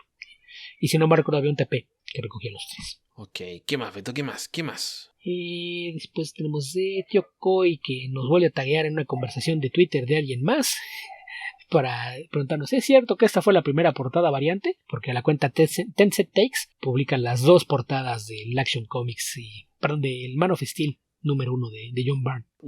No sé, Beto. Esta es tu área de experticia. Entonces ahí es donde no está bien. Según yo, no es la primera portada variante que existió, pero es la primera que se anunció como tal. Que según yo, lo que pasó originalmente fue que la portada, que es el close-up de la playera abierta, de la camisa abierta con el traje de Superman debajo, según yo, originalmente esa portada iba a ser exclusiva para el mercado directo. Y la otra que tiene el logo, que es el diamante, y que en los cantos del diamante dice The Man of Steel, con Superman abajo abriéndose la camisa y el cohete por un costado, esa era la que era para newsstands, que generalmente te das cuenta porque las de newsstands tienen código de barras y las de mercado directo no, porque en las tiendas de cómics no requerían leerte un código de barras para cobrártelo. Entonces, según yo, esa era la intención original, y lo que pasó fue que el cómic se estaba vendiendo tan bien que empezaron a distribuir las 2 versiones en los 2 mercados. Entonces terminó por convertirse en portada variante y decir, ¡ay, la puedes comprar en 2 portadas para que compres el doble de cómics! Entonces, según yo, fue la primera que se vendió como una portada variante, aunque no fue la primera que existió, porque ya había muchos casos en los que se hacían distintas portadas para distintos mercados. Ok, entonces casi sí. Técnicamente podríamos decir que sí. Y la última que tengo son también de Twitter, un par de preguntas de Andrés Pastén, que primero nos desea un feliz y exitoso 2023, gracias igualmente. Si ustedes saben por qué IDW dejó de publicar las primeras historias de Usagi a color, la última fue Long God and Kid y fue en junio. Están buenísimas. Y luego él mismo se responde porque dice, ahora revisé lo demás y en septiembre salió el último Usagi en la serie regular, el 31. No, le contestó nuestro amigo Rodrigo Baeza, Okay. y también le contesté yo desde mi cuenta.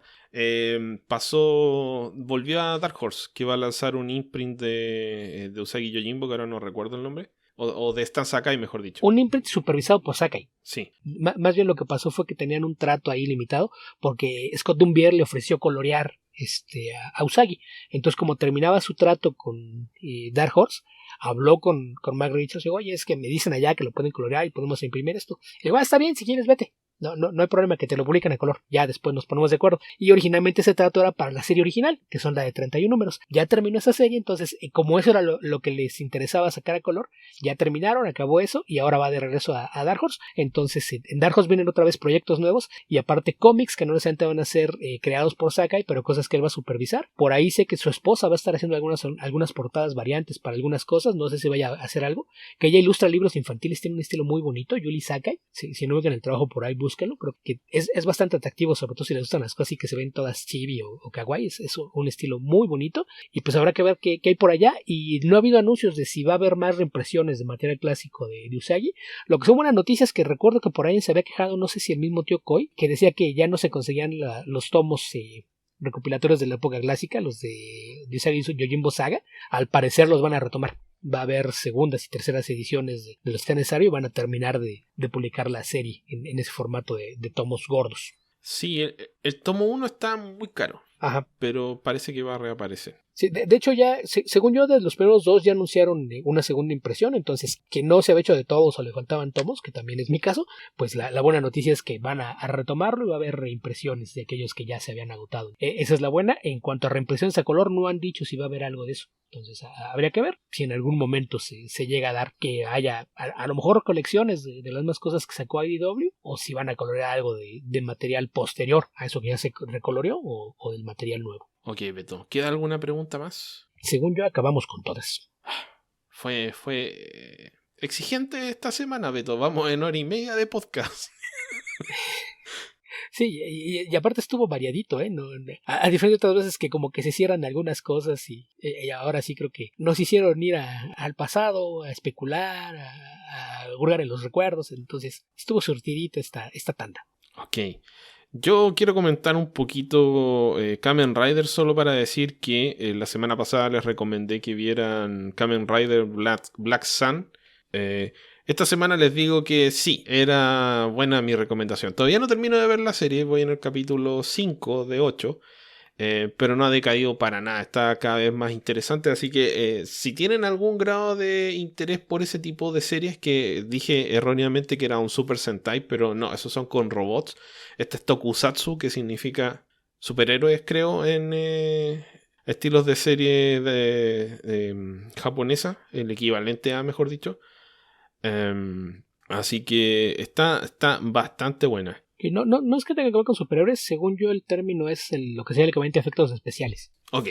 Entonces, originalmente se refería a la clase de cosas que hacían con Ultraman, por ejemplo, que se puede decir que es la primera serie exitosa del Tokusatsu. Y yo no te corregiría porque no estoy tan familiarizado con Kamen Rider, y como tú lo dijiste, el Super Senpai, ese es lo que sí son los superhéroes, que es por ejemplo el género al que pertenecen los Power Rangers. Claro, es que parece Entonces, me sonaba que podía hacerlo, pero de hecho pueden ser las dos cosas, ¿no? Porque utilizas esa clase de efectos.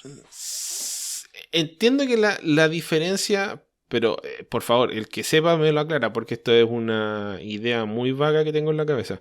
Es que el género Super Sentai partió con la serie de Spider-Man. Spider-Man, que tenía el robot gigante, que es la parte de la serie de Spider-Man que nosotros no vimos, que nosotros vimos parte de esas escenas, al igual que con Power Rangers, parte de esas escenas en la serie de Spider-Man de los 70. Beto, ¿la gente sabe que hubo una serie de Spider-Man en los 70? Cuando tiraban esas redes de pescador en vez de las redes de araña. No sé, pero recuerda que Nicholas Hammond tiene cameos en algunas de las películas de Sam Raimi, entonces a lo mejor por curiosidad lo sepan. Que aparte esa es la razón por la que no podía haber película de Spider-Man, porque los derechos los habían acaparado para televisión, y eso fue lo que provocó que durante todos los 80 todo el mundo se frustrara. ¿Qué es una película? Pero hechos de televisión. ¿Y qué? Que no se pueden usar. Y a lo mejor nos sirve para evadir balas, ¿no? Ya sabemos que de repente muchas de las versiones propuestas de Spider-Man, ahora te enteras de lo que querían así, y dices, híjole, qué bueno que nunca lo hicieron. Menos mal. Empezando por la de James Cameron.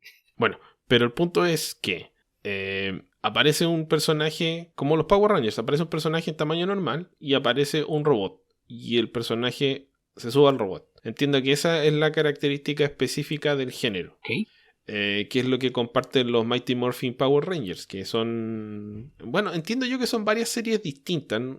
A diferencia de lo que ocurrió originalmente con la serie de Saban, que era otras historias tomando parte del largometraje, o sea, de la fotografía. Es que tomaban todo el metraje de las secuencias de acción, claro, y le inventaban toda una historia dramática alrededor con personajes occidentales debajo de las máscaras. Exacto. Y con recontando la historia de otra forma. Entonces utilizaban elementos de otras historias nada que ver, pero las volvían a editar. ¿Beto, puedes creer que sacaban más de 50 episodios de los Power Rangers al año en Estados Unidos en su época de gloria? No me extraña. Tampoco es como si se vea como un trabajo Por eso todos esos chiquillos cayeron en la droga y la depresión. Tampoco es como que lo veas y digas, ay, esto se ve que es un trabajo artesanal que cuidaban mucho y le dedicaban mucho tiempo, ¿verdad? O sea, incluso cortando metraje de la edición japonesa para hacer episodios de 20 minutos es muchísimo trabajo para que lo haga cualquier persona. Ok. Bueno, así que entiendo yo, esa es la diferencia. Y Kamen Rider Black Sun, ya entendí mejor de dónde venía el tema. En realidad aquí yo estaba esperando que saliera Kamen Rider y no va a salir porque esta es una versión alternativa del personaje que apareció en una serie, creo que de los años 80, que era Kamen Rider Black. Y es una pareja de hermanos, como describí, donde tienes a dos Kamen Rider. Tienes o equivalentes a Kamen Rider. Uno es Black Sun, que es el protagonista, el antihéroe.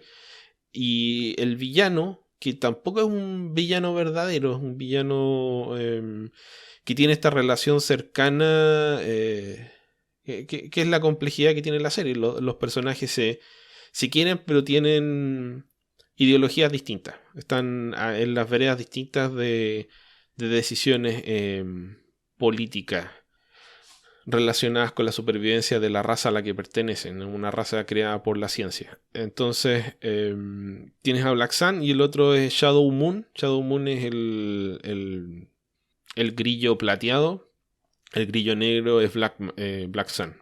Y los personajes de aquí están inmersos en una trama política que está muy bien trabajada. Entonces eso es lo interesante que tiene la serie. O sea, la gracia es que mezclan el activismo político estilo Las Panteras Negras de los 70, como esta película que no he visto, que protagoniza...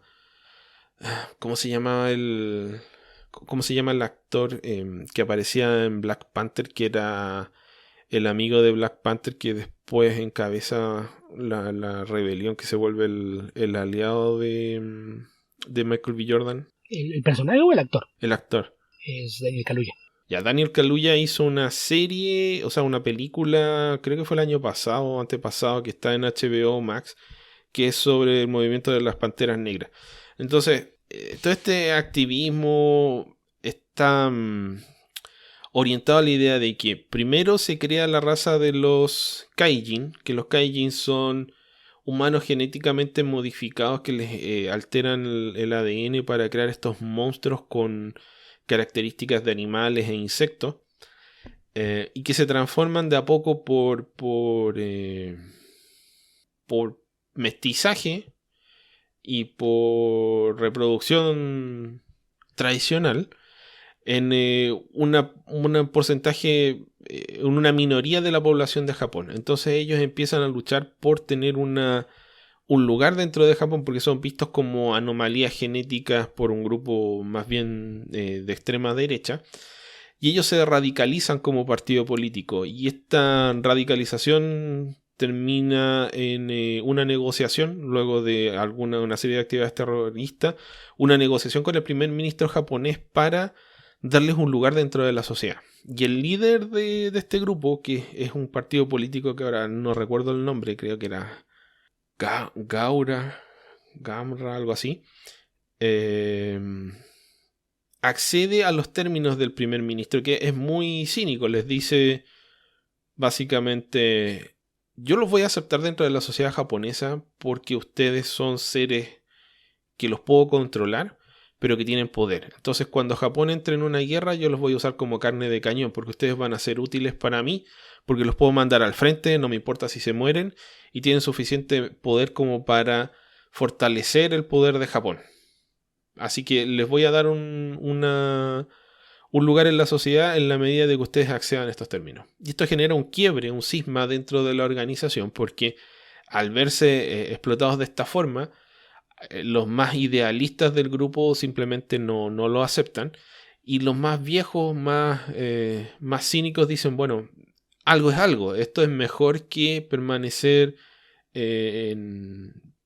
radicalizados, perseguidos y eventualmente bajo el riesgo de ser exterminados. Entonces vamos a aceptar estos términos esperando que tal vez en el futuro logremos algo más. Y hay toda una lucha por el poder y control sobre el origen de los Kaijin, que está vinculado a la ciencia detrás de la creación de los Kaijin. Así que es una historia bastante compleja, con alegorías interesantes, que está escondida detrás de una historia que uno esperaría bastante menos, diría yo. Así que buena la serie. Ok. Nada más quiero una vez más recriminarte por tu falta de cultura popular, Esteban. ¿Cómo que no sabes quién era Daniel Kaluuya? Cuando dicen que tiene un historial nerd larguísimo. Es un actor que ha participado en Doctor Who, que apareció por ahí en un episodio de Black Mirror, y que aparte de Black Panther había aparecido, por ejemplo, en Kick-Ass, en Johnny English, en películas de horror como Get Out y Nope. Y aparte, próximamente va a ser Spider-Man. Ok, Beto, yo no dije que no lo conocía, solo recurrí a la obra que se me vino más pronto a la cabeza para tratar de recordar el nombre, porque lo que me suele pasar es que se me van los nombres de la cabeza. Al tema político. Habiendo tantas historias de horror, ciencia ficción y superhéroes en las que he participado, y te fuiste a la del tema político. Es que me fui al tema político porque la forma en la que está contada la historia de los 70, vinculada a este partido político, es similar al tono de esta historia donde Daniel Kaluuya actúa relacionado con los con los Panteras Negras de Estados Unidos. Y con lo que era en este caso con la investigación del FBI o el intento de infiltración del FBI en el movimiento de las Panteras Negras. Bueno, ya para hacer la recomendación completa, la película se llama Judas and the Black Messiah. Esa misma. Y me alusiona que próximamente va a ser Spider-Man. Es uno de los actores del elenco de voz de Across the Spider-Verse. Ok. Que aprovechando que es británico, ¿a quién crees que le va a dar vida? No me acuerdo cómo se llama, pero la versión que es Captain Britain con Spider-Man. No, a Hobie Brown, Spider-Punk. ¡Ah! y la verdad es que yo cuando vi el anuncio dije, sí me puedo imaginar a Spider-Punk con la voz de Daniel Kaluuya, cómo no. Ok.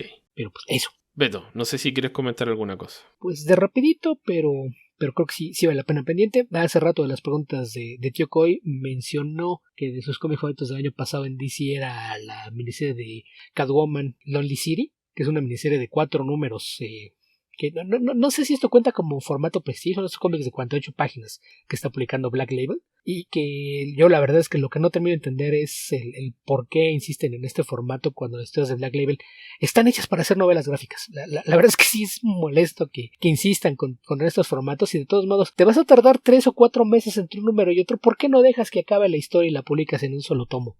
En lugar de estar entregando capítulos con esa separación, yo creo que es algo que termina incluso por afectar la recepción que tiene, pero en este caso se trata de una historia escrita, dibujada, entintada, coloreada y rotulada por Cliff Chiang, que sabemos que era muy bueno como artista y que también le entraba a los colores, y esto sirve para descubrir que también es un excelente escritor. Tiene una noción de ritmo narrativo que la verdad es que me sorprendió muchísimo. Se nota que el haber trabajado con tantos buenos escritores en los últimos años, gente como Greg Rucka o Brian K. Vaughan, se ve que ha aprendido de ver esos guiones.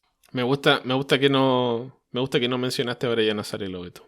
Porque aquí no hay nada de Azzarello. Azzarello es más de crearte un tono a partir de textos, y yo lo que más destaco de lo que vi en Catwoman Lonely City es el ritmo narrativo, el aprender a utilizar los monólogos internos con los textos que pones hacia afuera, el entender el peso que puede tener una secuencia silenciosa cuando ves al personaje caminando por las calles o viendo una panorámica de la ciudad desde algún punto elevado, etcétera. Como que se nota el tipo de paso. Es algo que perfectamente puedes hacer un cómic, algo de tendencia noir de Greg Rucka, Ed Brubaker, o una historia de largo aliento en la que estás tratando de crear pausas dramáticas, la historia que hace Brian K. Vaughan. Se nota mucho la influencia de haber trabajado con esos dos escritores. O sea, es algo muy notable, y esta es la clase de cosa que se hubiera aparecido hace 20 o 25 años. Sería un Ellsworth, que la historia parte 10 años en el futuro de un incidente al que se refieren como Fool's Night. La tragedia de Fool's Night, que se supone que hubo un incidente en el pasado que derivó en una explosión que mató a Batman, a Nightwing, al comisionado Gordon y a decenas de personas más. La responsable de esta explosión o el incidente fue Selina Kyle, que como resultado de esto pasó 10 años en prisión. Entonces esta historia parte 10 años después de la muerte de estos otros personajes, cuando Selina es liberada de prisión. Entonces la ves cómo regresa a la ciudad, que está completamente cambiada después de 10 años. Es una ciudad en la que el alcalde, a lo largo de esos 10 años, ha sido Harvey Dent, que aparentemente está curado y se reformó, pero convirtió la ciudad en un sitio seguro y que ha tenido un progreso y una baja en la delincuencia gracias a que casi la convirtió en estado fascista. Tiene a policías que andan en armadura y con equipo electrónico vigilando las calles, y a quienes la gente se refiere como Bad Cops, alusión obvia, y te enteras de que entre los cambios que hizo, pues provocó muchísimos cambios, ¿no? Ya no hay vigilantes, no hay tampoco villanos enmascarados, nada por el estilo. Es algo completamente distinto. Villanos que ya habían dejado la idea de los gimmicks, los disfraces, como Oswald Cobblepot, decidió tomar su bar y su casino y mudarlo a una isla fuera de la jurisdicción de Gotham, y mayormente tiene negocios limpios, aunque sigue sigue teniendo sus negocios laterales para hacer más dinero de formas no tan legales, aunque mayormente ahora es un hombre de negocios legítimo. Y pues lo que hacemos es ¿Hizo la gran Michael Corleone, Beto? Algo así, no tanto, pero casi. O sea, no es que se haya reformado, pero encontró la forma de hacer que la gran mayoría de los negocios sean legítimos y no tener que estarse enfrentando con la ley a cada rato. Entonces, probablemente sin las buenas intenciones de Michael Corleone, pero casi le salió. El caso es que en esta ciudad, pues parte del programa de Harvey Dent para meter en cintura a la ciudad, pues insisto, consistió en convertir un estado semifascista, donde toda la gente tiene que traer identificaciones digitales, que son fácilmente leídas por el equipo que portan los policías tecnológicos, además de que ya no hay uso de efectivo, todo el mundo tiene que traer G-Money, que son tal cual tarjetas electrónicas con dinero virtual que funciona solamente en Gotham, etcétera. Entonces, Catwoman es la única persona que no termina de entender por qué todo el mundo lo está aceptando tan de buena gana y pues poco a poco te das cuenta de que no encuentra su lugar en este mundo y empieza a hacer cosas que en el peor de los casos podrías calificar como cuestionables y que pueden poner en riesgo otra vez a las vidas de la gente de la ciudad.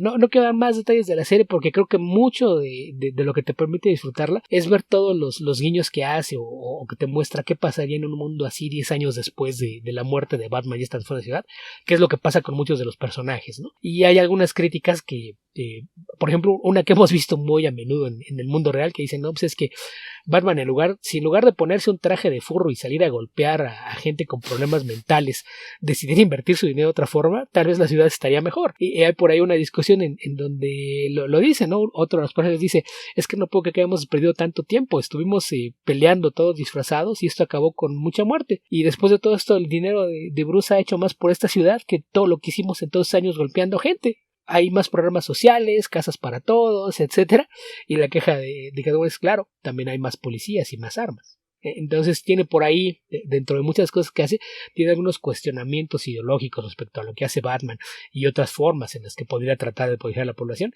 que me parecen bastante varios, son explorados de muy buena manera. El arte de Cliff Chiang, todo el mundo lo ubica de cosas que ha hecho tanto en títulos de DC como por Paper Girls y cualquier cantidad de cómics que ha hecho, entonces ya saben la calidad de su trabajo. Y el trabajo de color también hace mucho que se colorea a sí mismo, tiene esta paleta que son tonos intensos pero más bien apagados, en los que utiliza mucho contraste de colores fríos con algunos detalles en colores cálidos para crear secuencias de acción, incrementar la tensión. Es muy bueno creando atmósferas.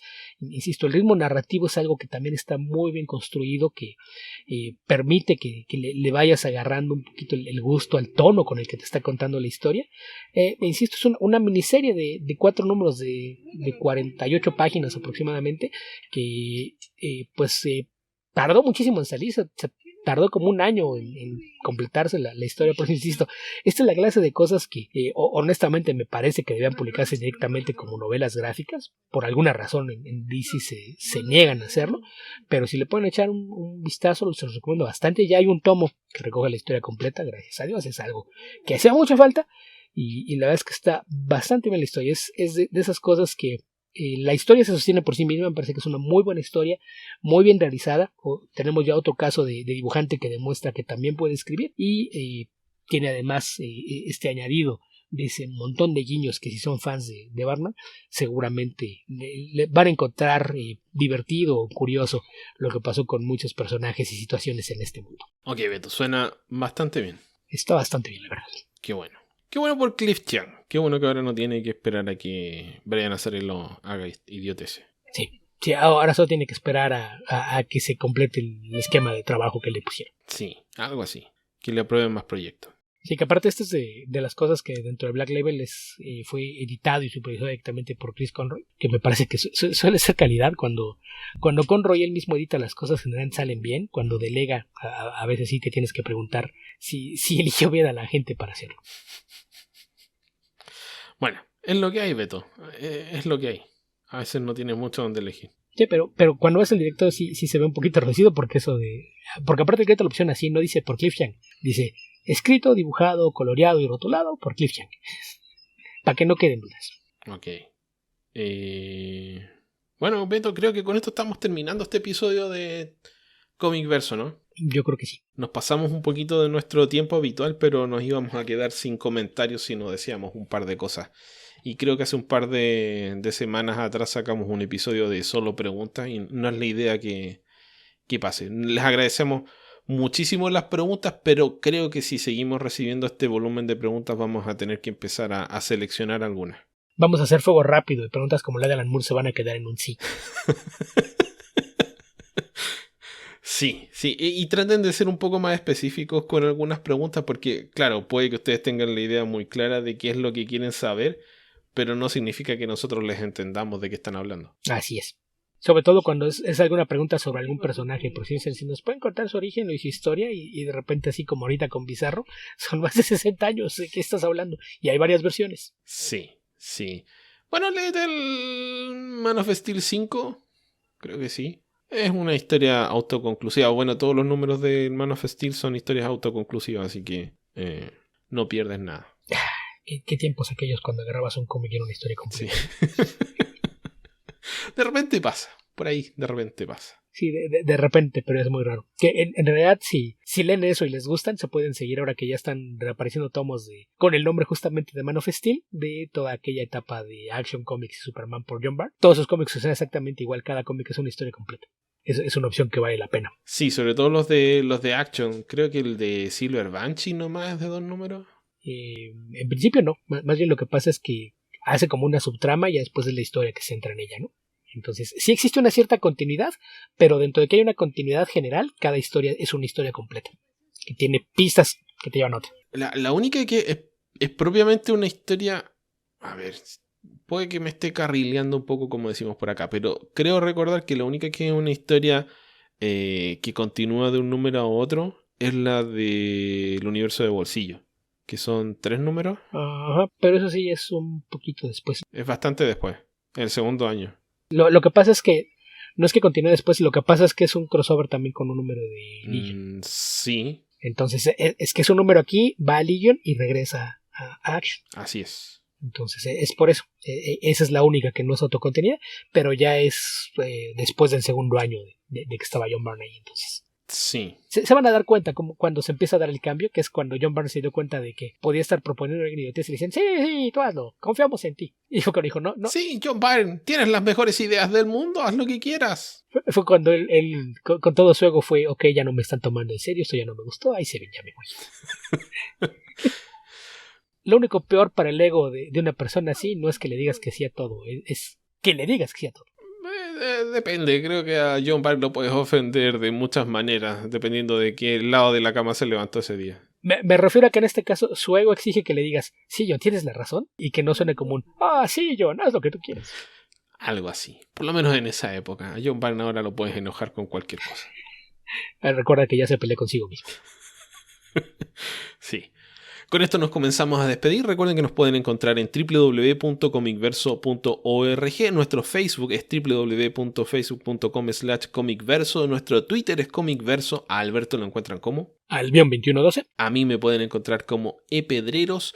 Nuestro servidor de Discord es bit.ly/discordcv, discordcv todo con mayúscula. Bueno, esa es la dirección donde pueden inscribirse en nuestro servidor de Discord. Ya tenemos 60 humanos reales dentro de ese servidor, que me parece que es una cantidad sorprendente. No esperaba que creciera tanto y creo que se ha vuelto, sin abrumar, se ha vuelto bastante más activo en el último tiempo. Así que me tiene bastante contento eso. Y que sobre todo ya empieza a haber un poquito más de actividad aparte de las preguntas. Sí, la gente conversa entre sí, no solo con nosotros. Eso es bueno. Sí.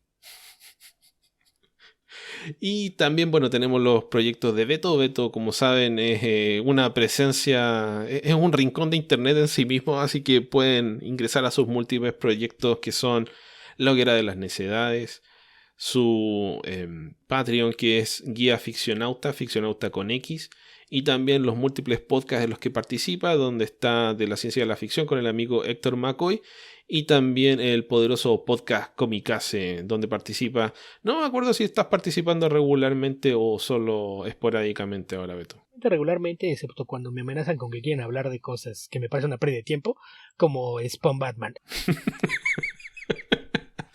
Bueno, tienen un líder interesante en el poderoso podcast Cómica Cebeto, así que es lo que queda. Sí, puede ser. Habitantes del futuro, donde sea que estén y cualquiera que sea el momento en el que estén escuchando este podcast, que tengan ustedes muy buenos días, muy buenas tardes o muy buenas noches. Cuídense mucho. Hasta la próxima.